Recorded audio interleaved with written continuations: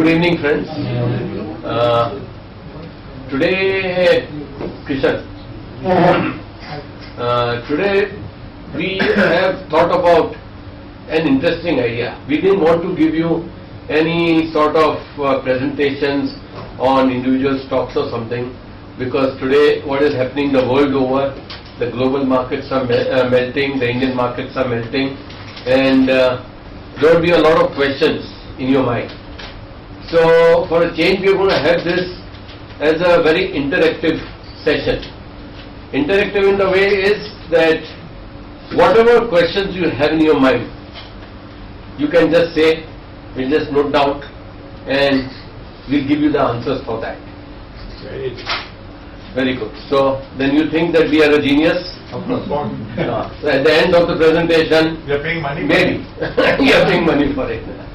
At the end of the presentation, maybe you may like to keep your words, or you may like to say, I take my words back.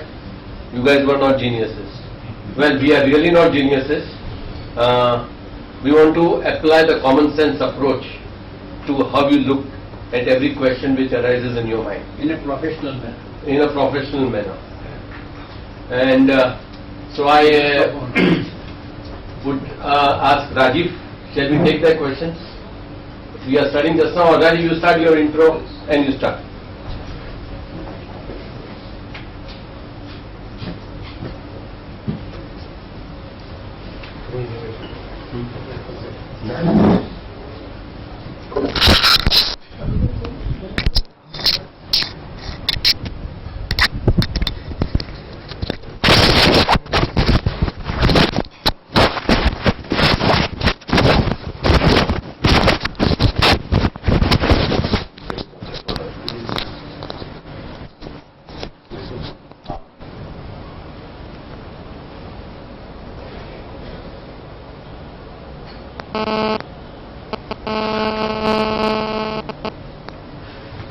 Well, since the last meeting that we have had many sectoral discussions in our office, and my initial plan was that, so I would talk about maybe either the healthcare sector or some oil exploration companies or some liquor companies. And in fact, I was already working on it, and Parag Bhai happened to come in to the cabin. He said, irrespective of what you talk about, no one is going to listen to you. So people are very worried today. People are scared today as to what will happen, and there are a lot of unanswered questions. So your presentation will go on one side, and as soon as that is over, questions will start coming up. So we said, why not take it head on? And we can't get away from Euro these days. So basically what we'll do is, first 10-15 minutes we'll just take questions. Usually what happens is a lot of questions keep coming up and we go all over the place. So what we'll do is we'll collect the questions first, group it in some logical order and try to address those. So let's get going. Any question that is in your mind, any question. When normally the market comes down, you recommend you should buy. Enter. You should enter. Is it a good time to enter? Okay. Is it a good time to enter? Same question, slightly worded, is has it bottomed out? Okay. What about bottom? Has it bottomed out? Okay. Why is the rupee going down? Why is the rupee going down? Very basic. It's fine. And I think one of the questions, like Ajit said to that, is which is a good sector that one should enter? Okay. Which is a good sector? How long do you anticipate this mandi to last? 1 month. How long How long do you think it will last? mandi will last? After the slapping incident, it is going down more. Okay. It went up after that. What about gold? No, I'm Gold and silver and gold together. Okay. Is it going to be doom or boom? What about silver and gold? or doom? Is it the end of equity, story of equities? Is it end of Equities. equities? Can one take a blind call on Kingfisher Airlines? Is it end of equities, boom or doom? Okay.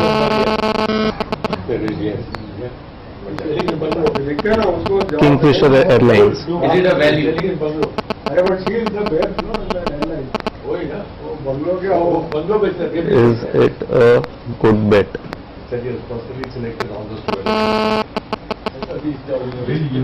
Any more questions? Will euro cease to exist? Very good question, because we were about Will euro cease to exist? मैं जल्दी से मंगा देता हूँ 71 हो गया. यार 9 questions so far. Sir, real estate market.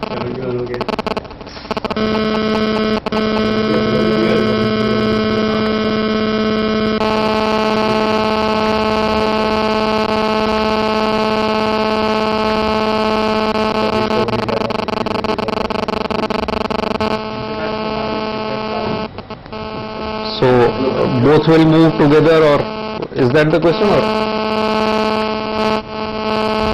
so will international market reflect our market, or will it be different? What is, I didn't get it. Sorry. Right now we are following what's happening in that. Will that continue? Okay. If America sneezes, will we get a cold?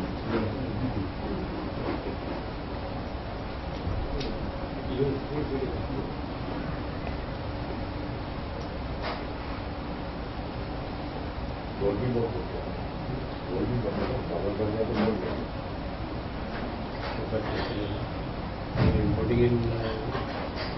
What about equity markets in USA and Europe? Okay. What is the prospects of equity markets in USA and Europe? That's a $30 trillion GDP.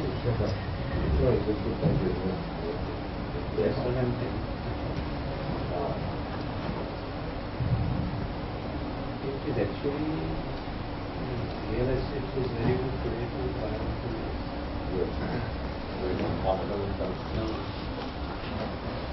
What about real estate investment or otherwise? Okay.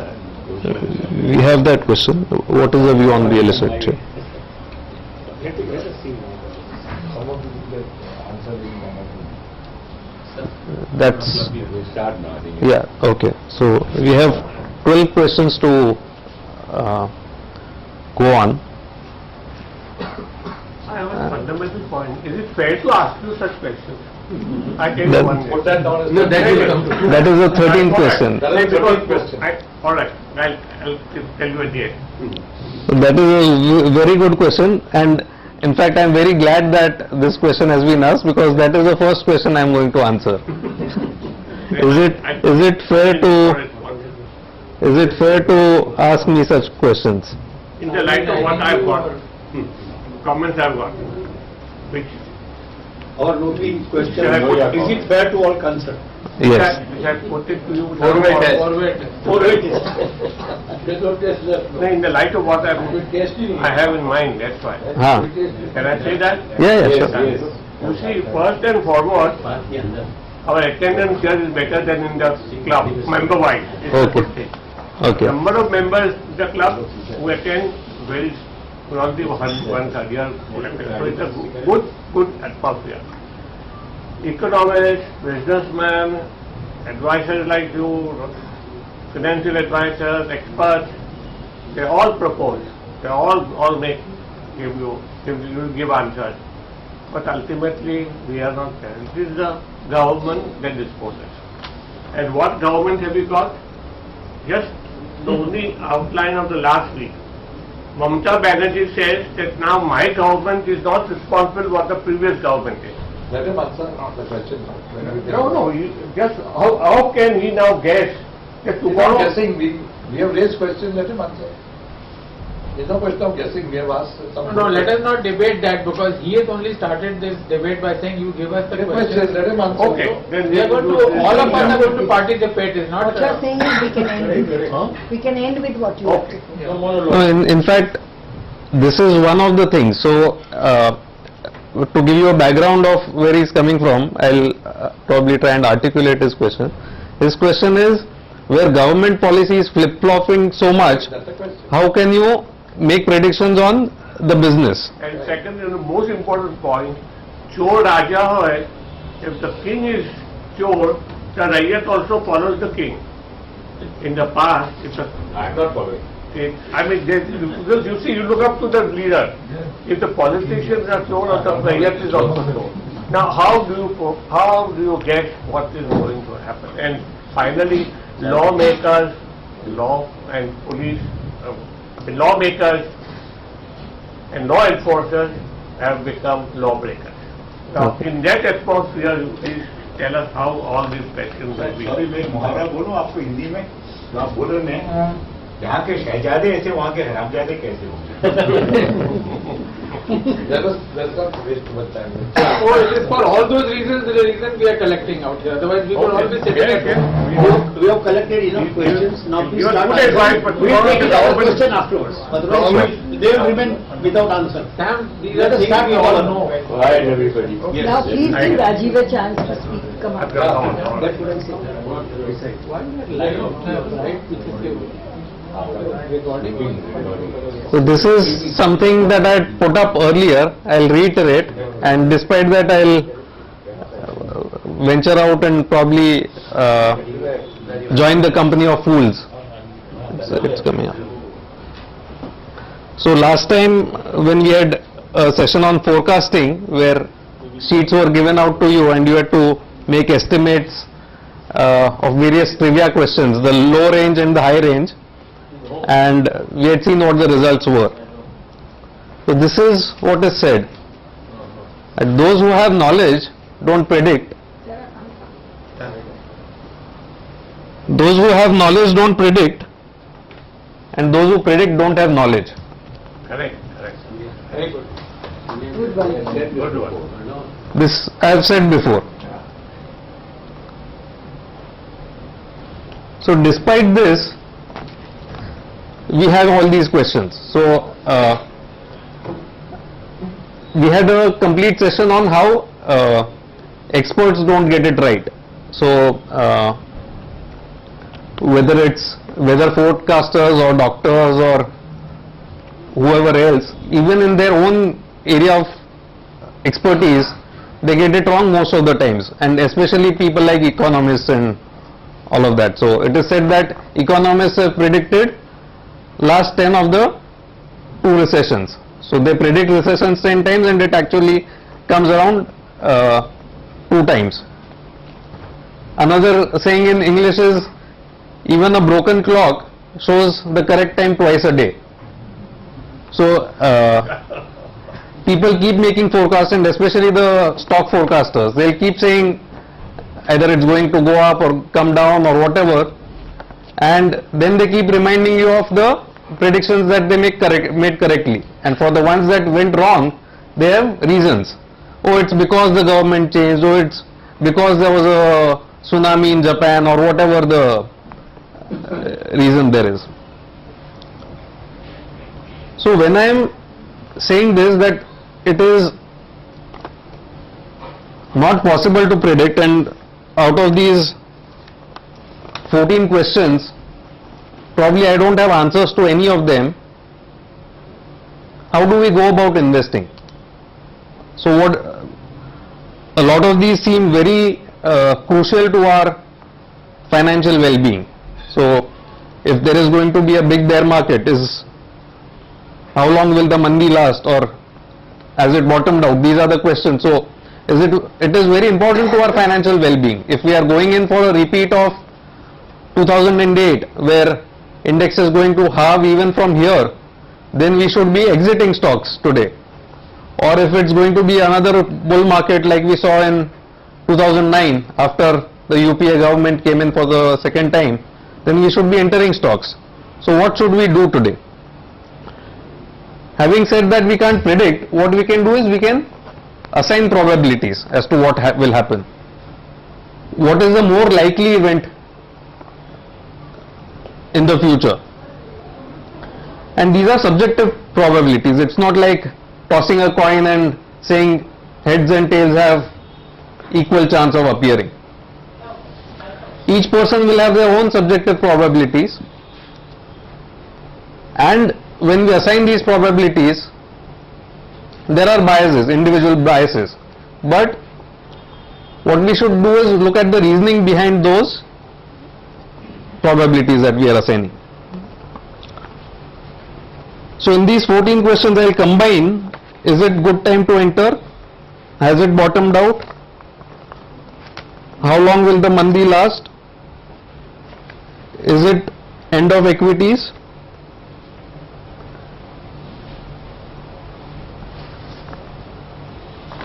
I think these 4 questions are more or less similar.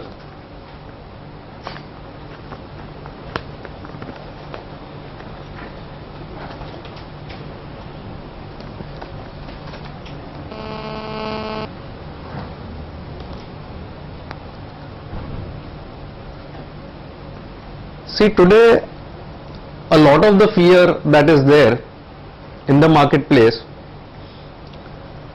is driven by our experience 3 years back, and many are drawing parallels between what happened 3 years back and what is happening today.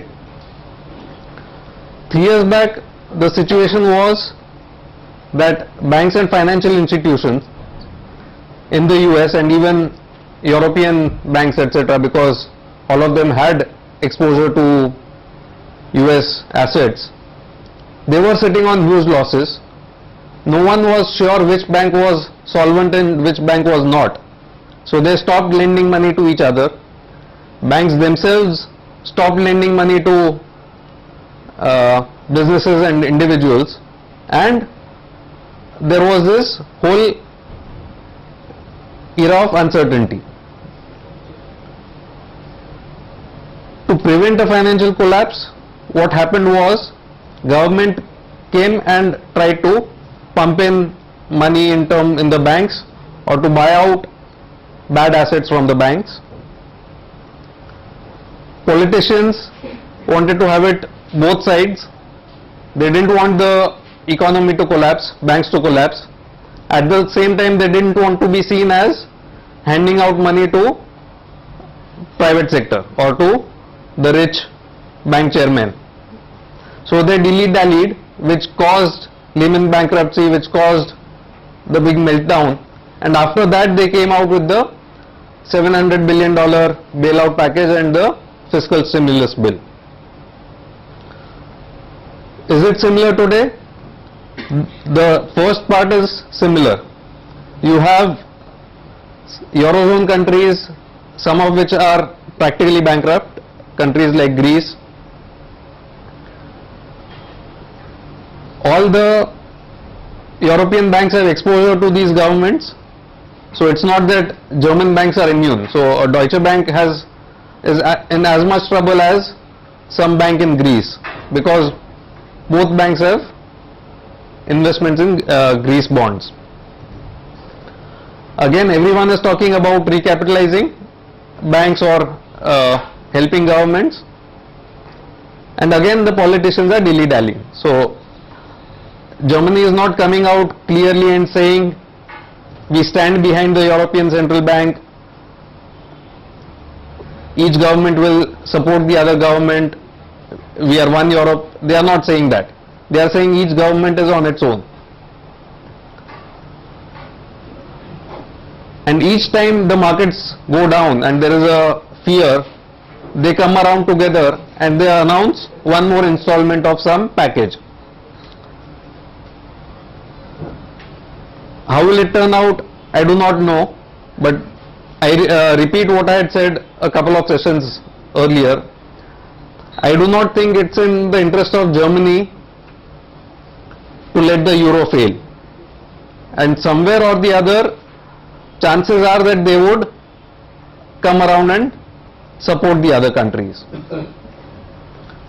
We are talking about probabilities. I may say there is a 70-80% chance that Germany will bail out the Eurozone. Someone else may say it's 30%. No one knows for sure, but according to me, chances are that we won't see a collapse like 2008. The reason being that memories are very fresh in our minds. It's not some distant event like 1929 or 1930, which happened maybe 1 or 2 generations ago. It is something that current politicians have seen here and now, and I would assign a low probability. So that answers these 4 questions. I don't see a free fall. Whether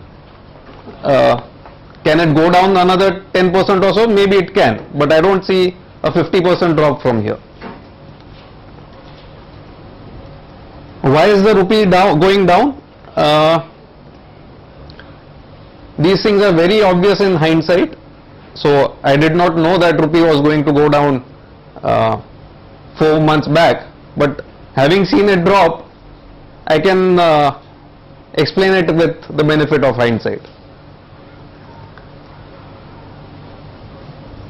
Unlike other countries like say China or some of the resource-rich countries like Russia or Australia, we don't have a balanced trade or a trade surplus kind of situation. On a trade basis, we are a deficit country. So we import more than we export. When such a situation is there, the deficit has to be met by capital inflows, be it equity flows in the form of FII inflows or FDI inflows or debt capital or remittances of some form or the other. Last 4-5 months what has been happening is that trade deficit continues, and combined with that we have a capital outflow instead of capital inflow. So when both of these combine, there is only one way for rupee to go, and that is down. Is it going to be a free fall? The good part is that we are sitting on huge reserves.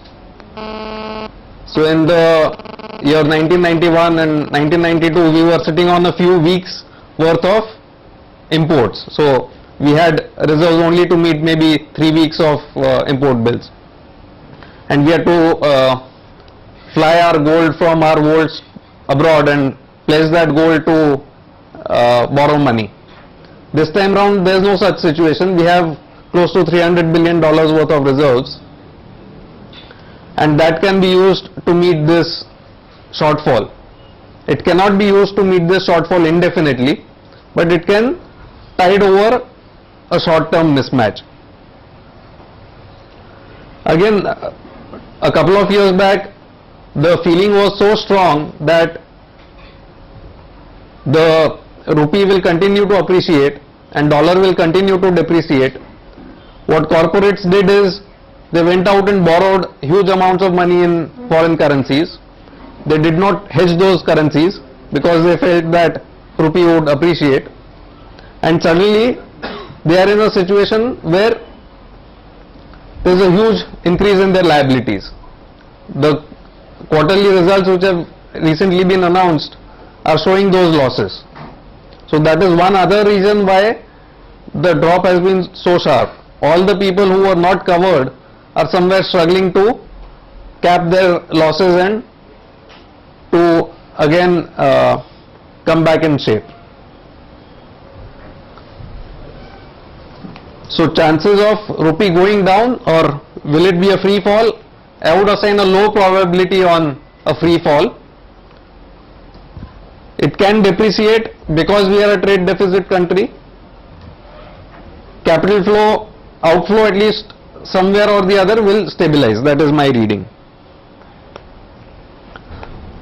Which is a good sector to invest in? I will be talking about some sectors in the presentation which is coming up.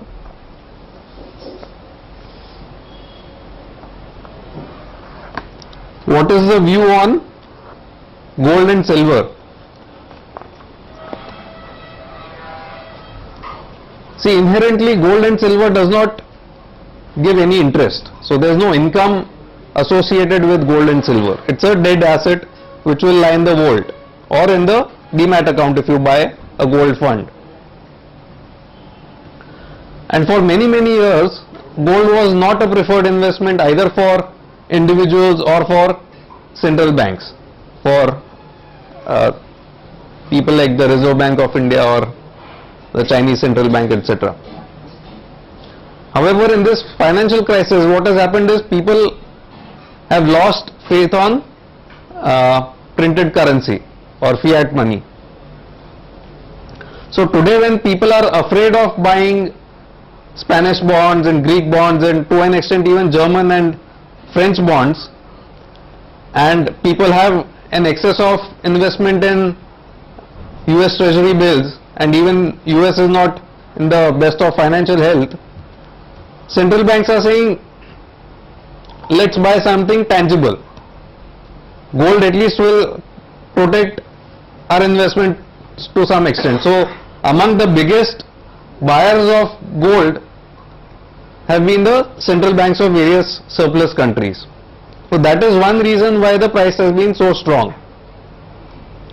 Till the time interest rates are so low, trust in governments and in paper money is so low, gold and silver will remain positive. That is my reading.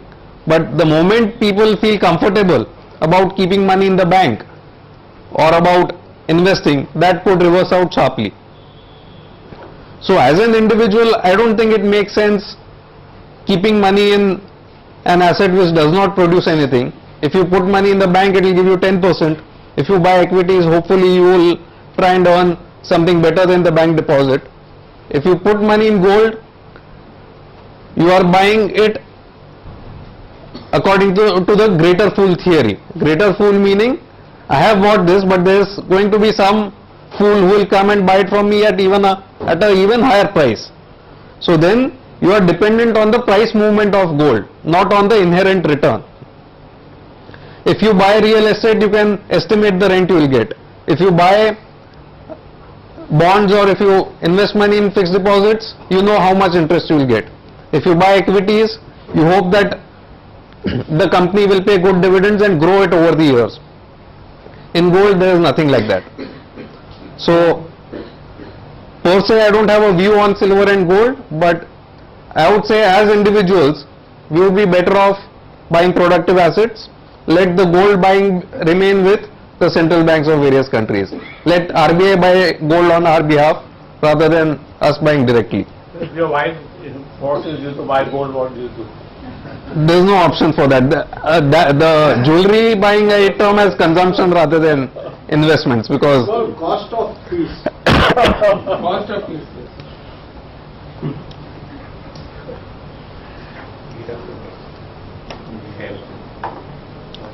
Kingfisher Airlines, is it a good bet? That is covered somewhere later. Good bet to fly with. Will euro cease to exist? I think I have covered this in the other part.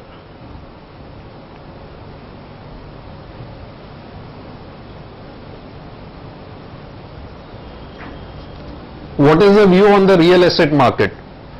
I have been having this debate. Sorry, I'll just have a.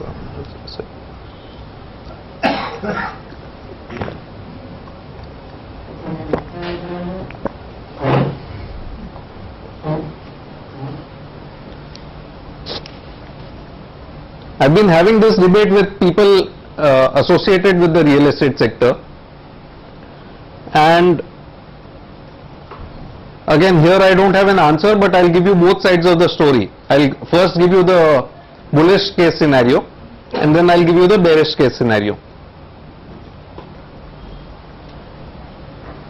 The bullish case scenario, especially for the market where we are in, I am not talking about the national market, I am talking about our city. The bullish case scenario is, we live on an island. It's not that there's land all around us. So land is in limited supply. On that land, you are allowed to construct up to a certain amount in terms of the FSI rules, etc. So government is quite strict on the FSI. You can't build a 100-story building on a small plot of land if you so desire. So that is something which restricts supply. The money people spend on getting clearances has been going up day by day. That's what the real estate people tell us. The commodity prices have gone up and have not come down. So things like steel and cement, labor cost, all of that. And with all these scams coming out, other scam and some other defense land on which construction was done, or forest land where clearances were withdrawn. So there is no real supply, and people have bid for these plots of land paying huge amounts of money. You would have read in the paper some time back, record property deals happened paying hundreds of crores, and since the cost is so high, how can they afford to sell flats and offices below their acquisition cost?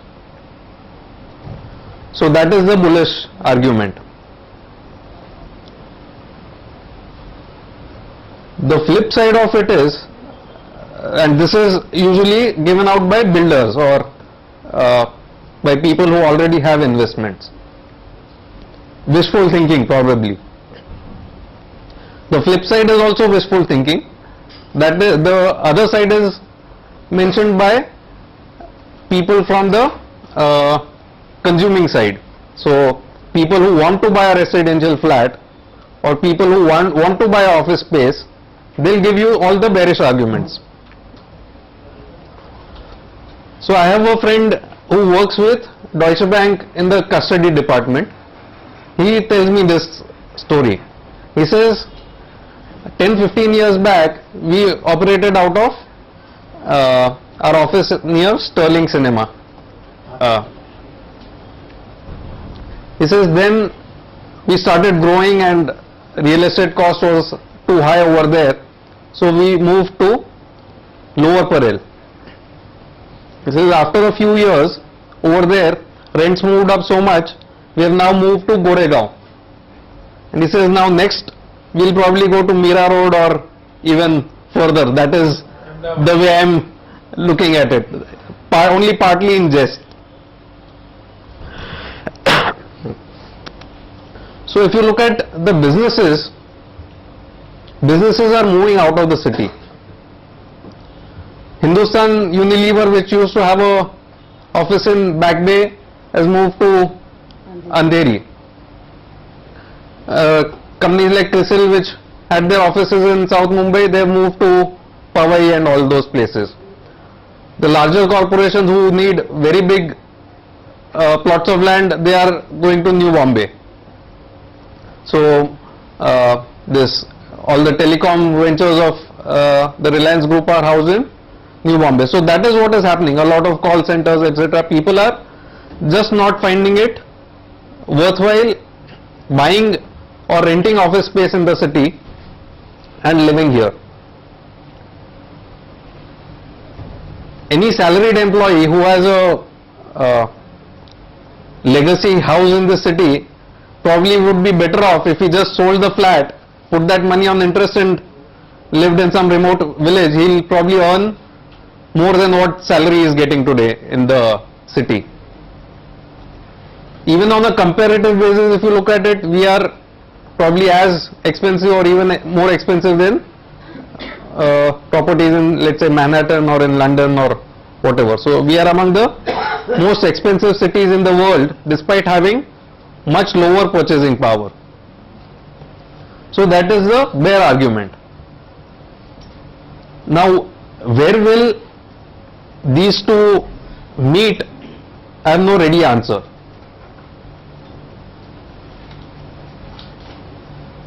My reading is, if you put a gun to my head and force me to give an answer, I'll probably say it will be a mixed kind of market. I'll say you should look at the micro markets rather than looking at the overall market. So if you are looking at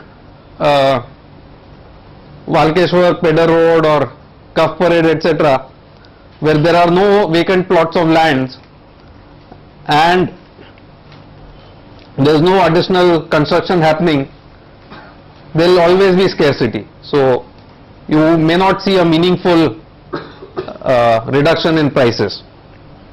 On the other hand, if you look at areas where there is a lot of construction happening, say the erstwhile mill lands in central Bombay or Thane and Navi Mumbai and wherever, irrespective of the price at which builders have purchased the land,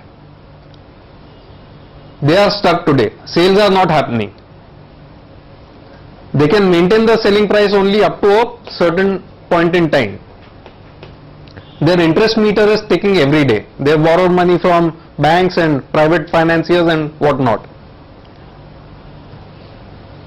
Every year that they do not sell those flats or offices, their cost goes up by 15%, assuming that is the rate of interest. Many of them are paying as high as 30% per annum.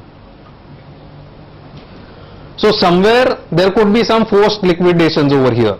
So they will not be asked, do you want to sell it at a lower price? They will be forced to sell it at a lower price. So possibility of forced liquidations happening in some micro markets is there.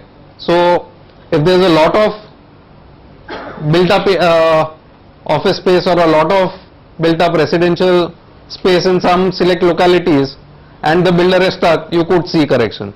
That is my reading of the real estate markets. I may be wrong again.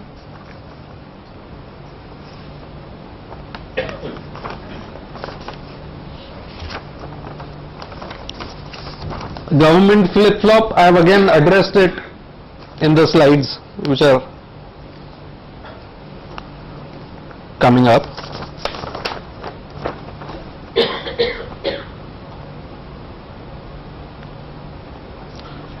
Linkage with international markets, and will it continue, and what are the prospects of equity markets in US and Europe. I'll take this a bit later. So I guess I have answered most of the questions which came up. If you have noticed, one thing which is common across all the answers is that I have really not given you an answer. I have hedged my bets both ways.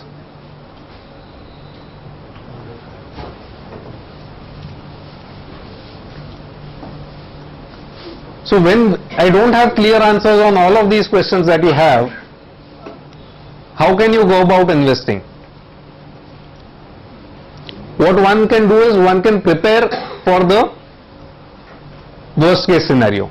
That's how one can go ahead and manage one's investments.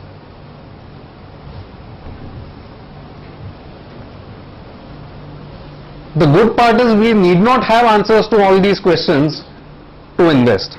There are still investment avenues which are not dependent on grace or which are not dependent on the exchange rate. So let's look at what we do know. Leave aside what we do not know. We do not know a lot of things in the world, but we know a limited number of things. Let's try and see what we can do with those things.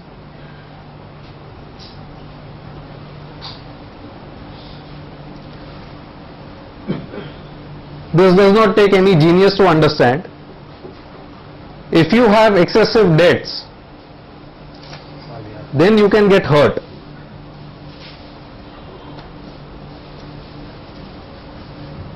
Boom times come, recessions come. That is the nature of the world. It's nothing new. That has been going on for many, many years.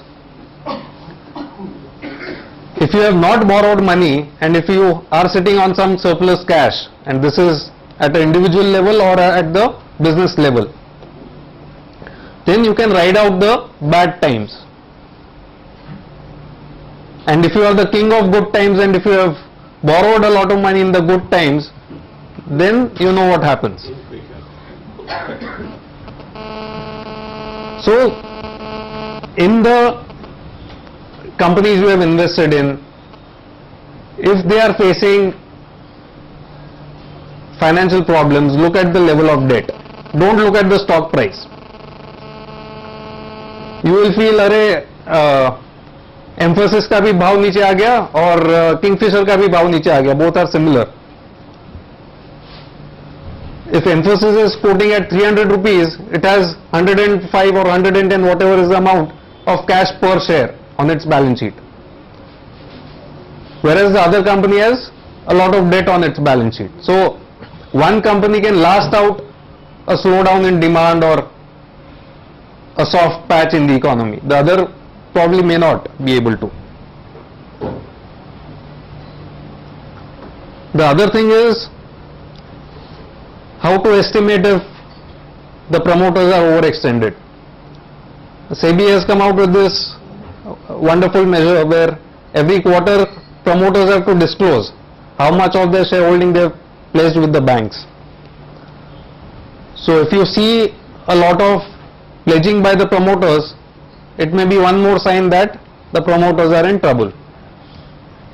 So this we do know.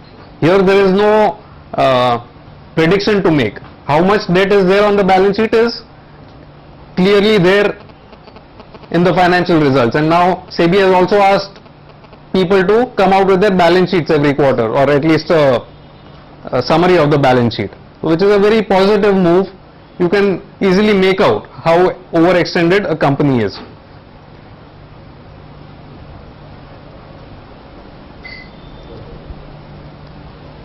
The other thing that we do know is that creative accounting is bad. When times are good, people tend to ignore this. A lot of airline profits which were shown in the past were through sale and lease back of planes. A lot of companies effectively were raising free money, so-called free money, when times were good. What they were doing is they were raising tens and hundreds of millions of dollars in the form of convertible bonds. And when it came to accounting, what they would do is they would show it as debt, but they would not provide for interest on that debt. What they would say is, these are convertible bonds.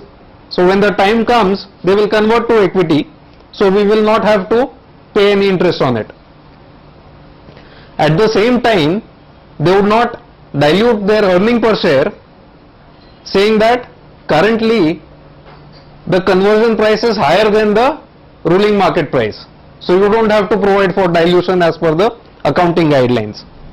So they were neither accounting for the equity cost of capital, nor were they accounting for the debt cost of capital, and they were treating this as free money. Now today what has happened is, these shares are quoting at maybe 25% of the conversion price or 20% of the conversion price. There is no chance that they will be converted to equity. Rupee has depreciated by whatever, from 45 to 50 to by that much, that extent, and plus they have not accounted for interest on these loans. So all those will start hitting these companies. So again, this is something that one can look at. If the accounting has been aggressive or creative, then try and stay away from those companies. You have a list of these companies? I have not personally compiled it, but you have had at least 5 to 7 headlines in the newspapers. So in the pink papers on front page, you had a list of all of these companies where FCCBs were outstanding. The Edelweiss has come out today with a list. If somebody knows Edelweiss, they could give it for us. Sure.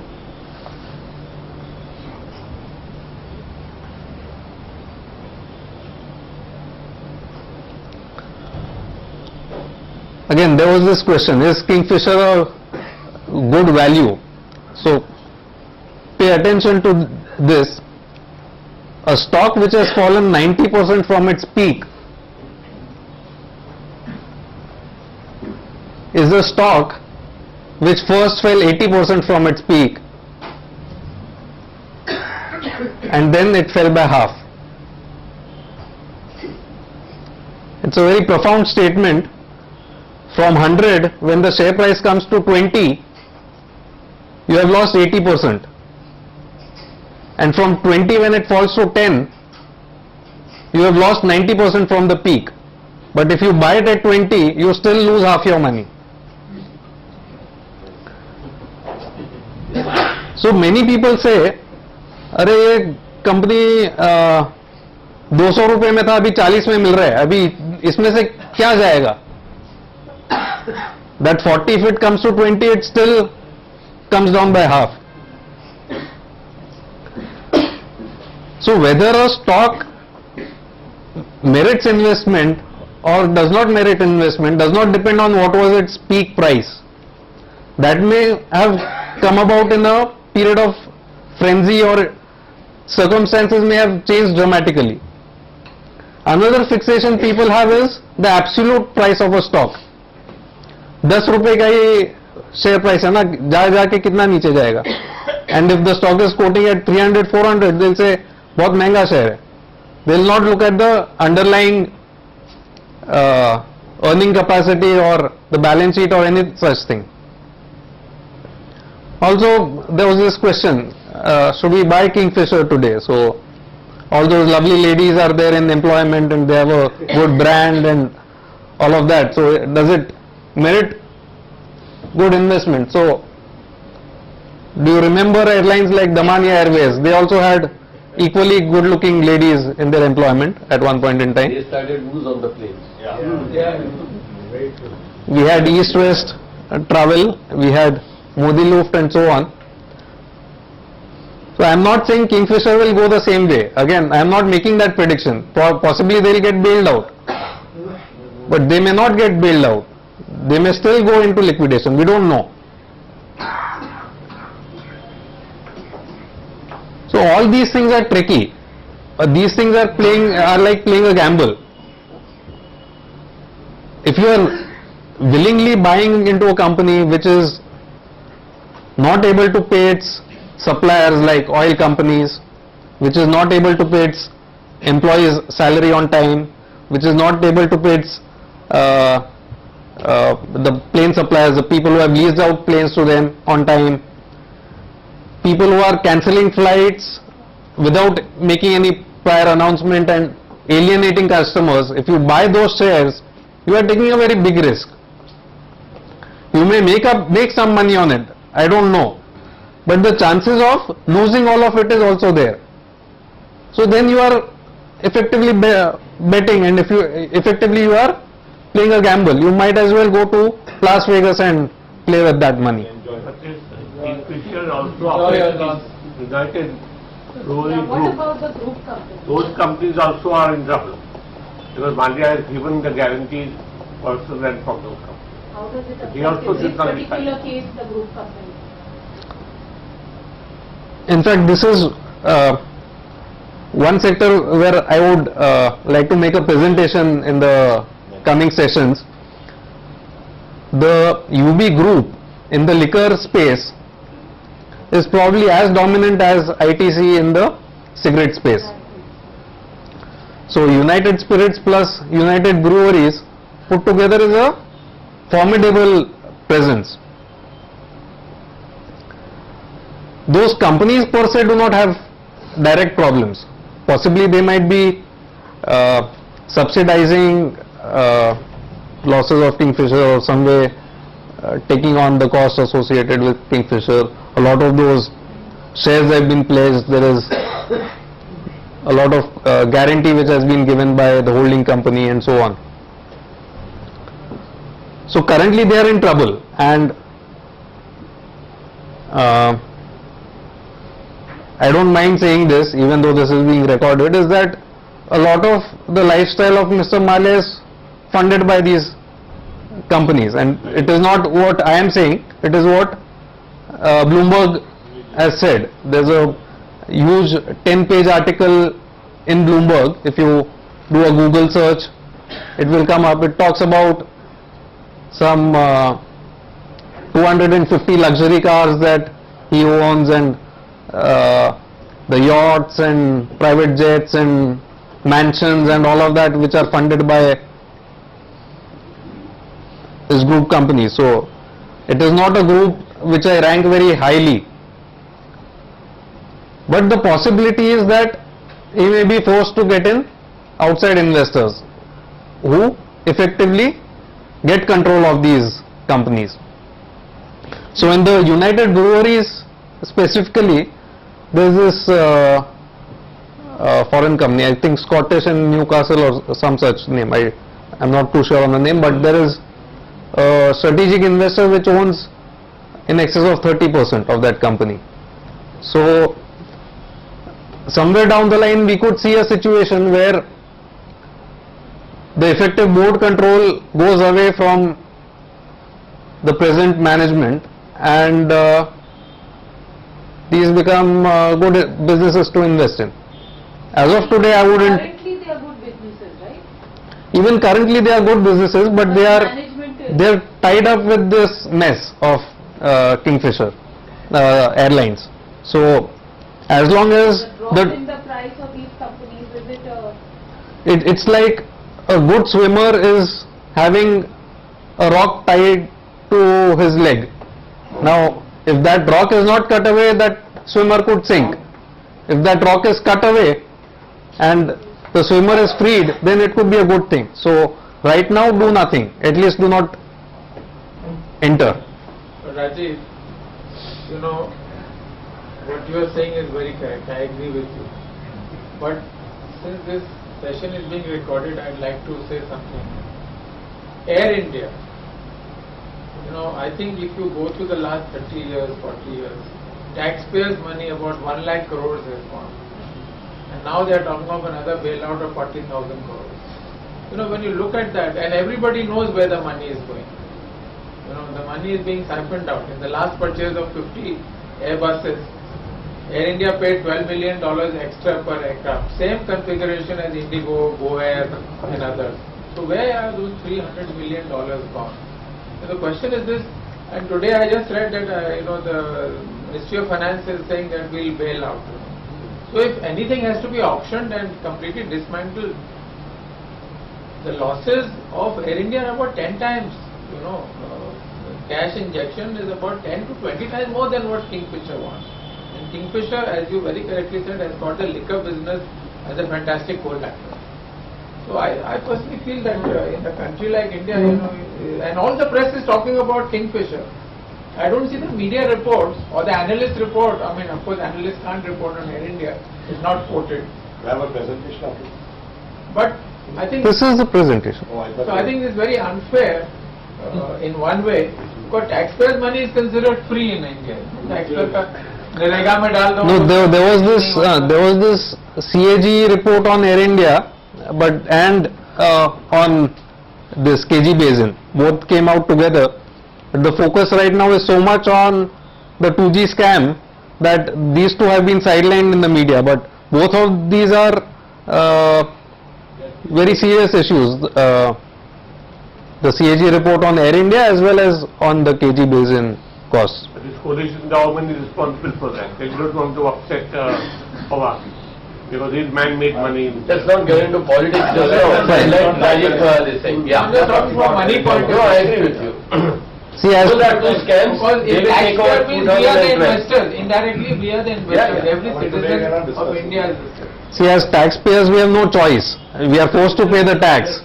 But as shareholders, we have a possibility of exiting Kingfisher or you not will buying. buy, but Indian Airlines, you are a part of the country. Yeah. You are forced to buy. Taken for a ride. What's the finance? You have to move to Beware of. Air India. Beware of one, capital intensity. So, if any company that you already own or you are proposing to buy, especially in the current times, if they are getting into a lot of capital expenditure, that may not be visible in the financials today. Because what happens is, when you spend money on a project, it is capitalized. It reflects as capital work in progress. Interest cost on that does not hit your profit and loss immediately.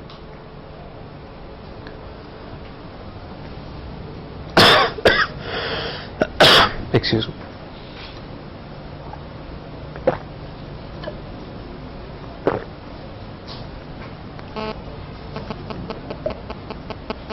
The interest cost will not hit your profit and loss immediately.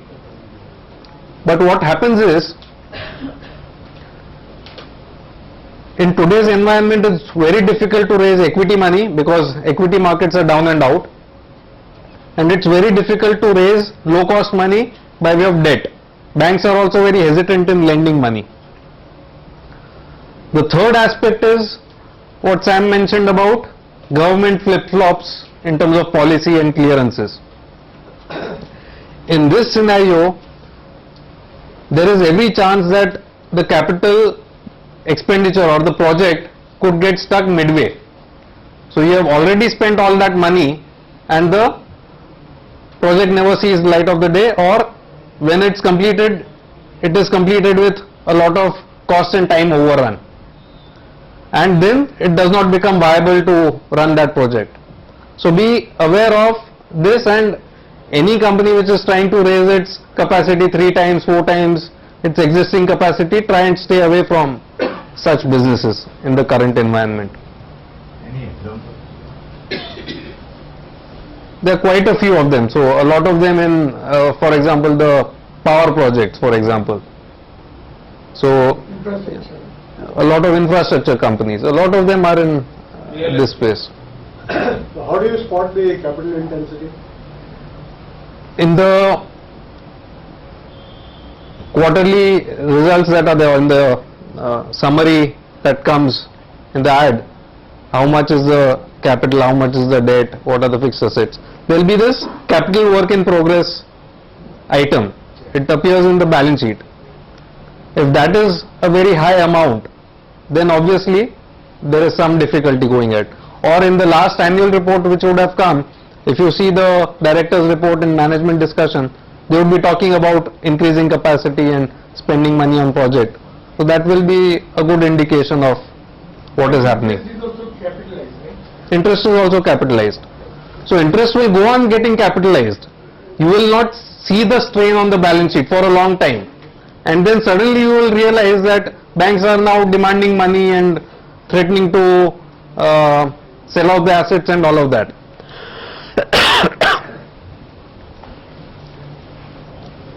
The second item is beware of companies and sectors too much into the political economy. Political economy is where you are dependent on either government approvals or government contracts and so on and so forth. So whether you are a POSCO which is trying to set up a steel plant and mines in Orissa, or you are a Tata Motors which tried to set up a nano factory in Bengal, or you are a HCC which is trying to set up Lavasa, interest litigation against you. So better to stay away from such things, at least in the current environment. Plus you can land up in Tihar jail. Plus you can end up in Tihar jail. So a lot of the mining companies which are associated with mines in Andhra and Karnataka, those were showing phenomenal results. Suddenly those people are in difficulty. So better to stay away from such companies and sectors.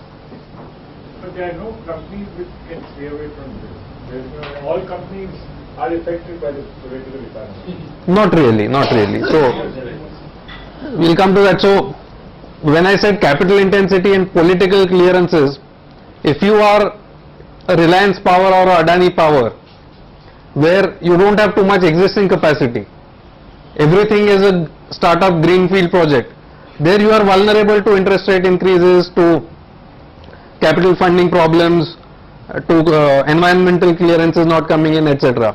At the same time, if you are a NTPC, where most of your capacity is your existing up and running capacity, and incrementally there is a project going on which is significant, but which is not the only thing that you are doing, so you are less vulnerable. So I agree that ultimately all of us live in this country and we are affected by what happens in some way or the other, but the degree to which different companies will be affected will be different. FMCGs, for example, FMCG, yes, never come into government. it will not be. Pharmaceuticals, maybe somewhere there would be in terms of pricing policy, but otherwise in terms of demand they are not affected by what government does or does not do. The third thing is, there are a lot of sectors which are known as cyclicals in the investing world, but people mistake them for secular growth stories. People assume that these sectors will continue to see good times forever. So a lot of commodity companies and all of that fall in this category. So be aware of the cycle, be aware of where you are. Raw material prices can go up or come down dramatically. Finished good prices can go up or come down dramatically. Demand can evaporate. So things like automobiles, these are cyclicals. They are interest rate sensitive. So if interest rates go up significantly, you will see a fall in car demand, etc., what we are seeing.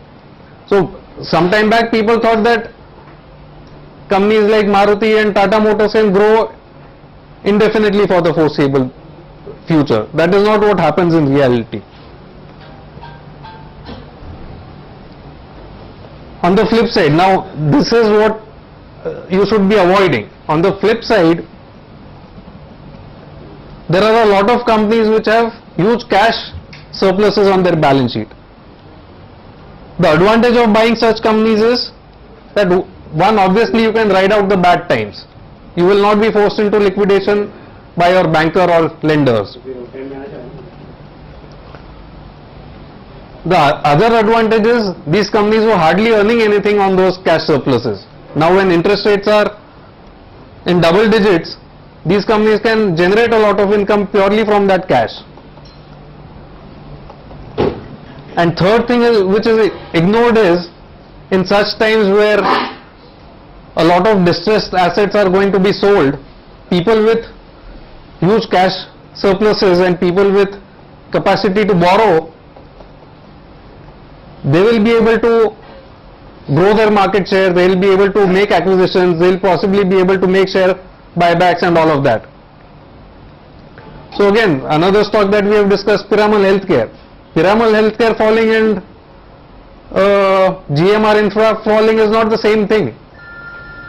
Piramal is having a lot of cash surpluses on its balance sheet.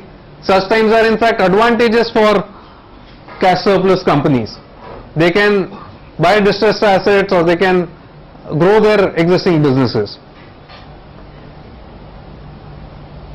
Again, not every business is cyclical. As per I mentioned pharmaceuticals and Mohan mentioned FMCG companies. So soaps, food, beverages, all of these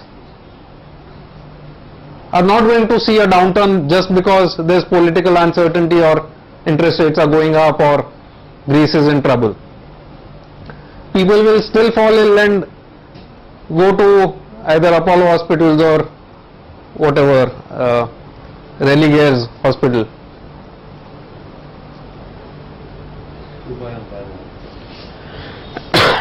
Utilities. Again, power is not our favorite sector, but city gas distribution companies, say Indraprastha Gas or Gujarat Gas, they'll keep selling their produce and earning profits. Or toll roads, Noida toll bridge that we had spoken about, they'll still continue getting toll every day.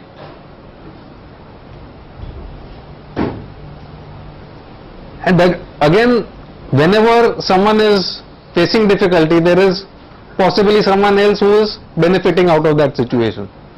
So today when all of us are suffering from high oil prices, there will be people like maybe Kane or Ceylon or whatever who will. Reliance has a regulated gas price, so they will not. In the overall scheme of things, oil is not very significant. They are not oil well owners to that extent. So people who own oil wells, they are the people who will benefit the most. So logically, ONGC should have benefited the most because of the oil price going up. Unfortunately, government loads them with a lot of subsidy when that happens. So only the private sector oil producers will benefit in this environment. When rupee has depreciated, you will see exporters benefiting. So some of the IT companies or some of the other exporting companies may make interesting investments. This we have seen in high interest rates, cash-rich companies would earn more. Another thing is that a recession or slowing demand or some bankruptcies and all of that ultimately cleans out the system. So last time round when you had East-West and when you had Damania and all of that, Jet was around even at that time. So when East-West and Damania and all of them went away, Jet became very profitable. One is because capacity went away, their capacity utilization started increasing, and also they were able to get pricing power. They could increase the fares. So today when Kingfisher is in trouble, when it's cancelling its flights, people like Indigo are benefiting a lot. So although Indigo is probably not listed, but they are benefiting from other people's troubles. So if there's a big clean out, if some telecom companies get acquired or shut shop, then you could see capacity coming down and somewhere down the line pricing power coming in. Consolidation. Consolidation, yes. And finally, people get scared when prices come down. Actually, when stocks become cheaper, the risk is less rather than risk going up. So as someone has said that it's not that there was no uncertainty in the world on the day before September 11th. On 10th September 2001, the world was uncertain. It's just that the bomb blast had not yet, it's just that the terrorist strike had not happened then. Even on 22nd November, before the Mumbai attacks, there was uncertainty. Terrorism was still there. It's just that one event happened and people were shocked. So all the troubles of Greece have not happened in one day. Greece has been a troubled country for many years now. It's just that the problems are coming out now, because of which asset prices are coming down.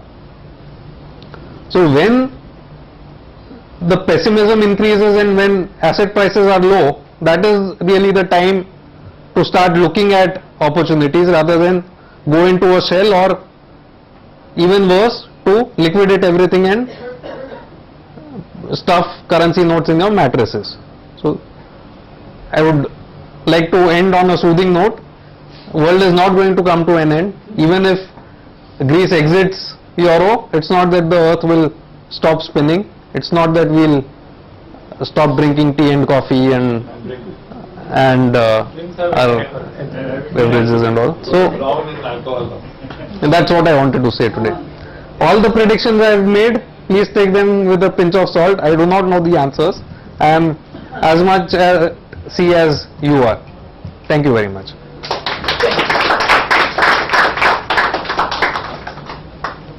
Shall we have the Actually, bar for the open? Greece. Hey, questions all were before. After we don't want more, anybody wasting more time. Ask him over a drink. You don't want to have that. Yeah, I mean, you have to. Thank you.